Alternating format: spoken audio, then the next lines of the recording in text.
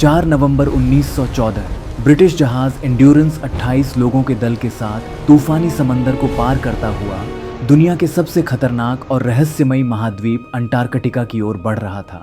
इस मिशन की अगुवाई कर रहे थे मशहूर खोजकर्ता सर अर्नेस्ट शैकल्टन। जहाज को दाईं तरफ मोड़ो, जल्दी करो। जिनका सपना था इस महाद्वीप को एक छोर से दूसरे छोर तक पैदल पार करना, लेकिन ये सपना जल्द ही एक डरावनी हकीकत में बदलने वाला था। 5 दिसंबर को जहाज वेडल सी में घुसा, लेकिन वहाँ की बर्फ उम्मीद से कहीं ज़्यादा भारी और ख़तरनाक थी। 18 जनवरी 1915 को एंड्योरेंस बर्फ में फंस गई और हफ्तों की कोशिशों के बाद भी हिली तक नहीं। धीरे धीरे सर्दी आई और जहाज चारों ओर से बर्फ की दीवारों में जकड़ गया।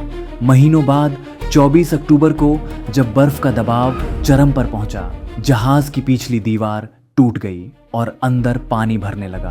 3 दिन तक दल ने पानी बाहर निकालने की कोशिश की, लेकिन अंततः शैकल्टन ने वो आदेश दिया जिससे सबका दिल बैठ गया। सब लोग सुनो, जहाज को छोड़ दो, अभी के अभी, ये बर्फ हमें निगलने वाली है। 27 अक्टूबर को जहाज पूरी तरह टूट चुका था।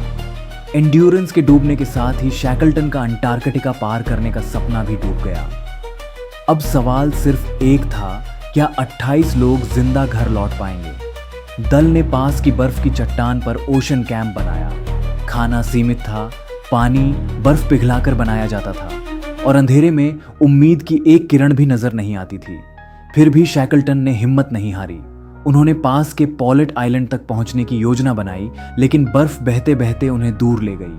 15 अप्रैल 1916 को 497 दिनों तक पानी और बर्फ में भटकने के बाद वे आखिरकार एलिफेंट आइलैंड पहुंचे। लेकिन ये राहत अधूरी थी। वहां कोई इंसान नहीं रहता था, कोई जहाज नहीं आता था। अब सिर्फ एक रास्ता बचा था, मदद लाना। शैकल्टन 5 लोगों के साथ एक छोटी सी नाव में निकले और 1300 किलोमीटर दूर साउथ जॉर्जिया आइलैंड पहुंचने के लिए दुनिया की सबसे खतरनाक समुद्री राह ड्रेक पैसेज को पार किया।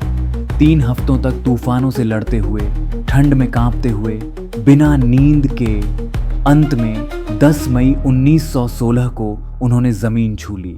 लेकिन वहां से भी उन्हें 29 मील लंबे बर्फ से ढके पहाड़ों को पार करना पड़ा।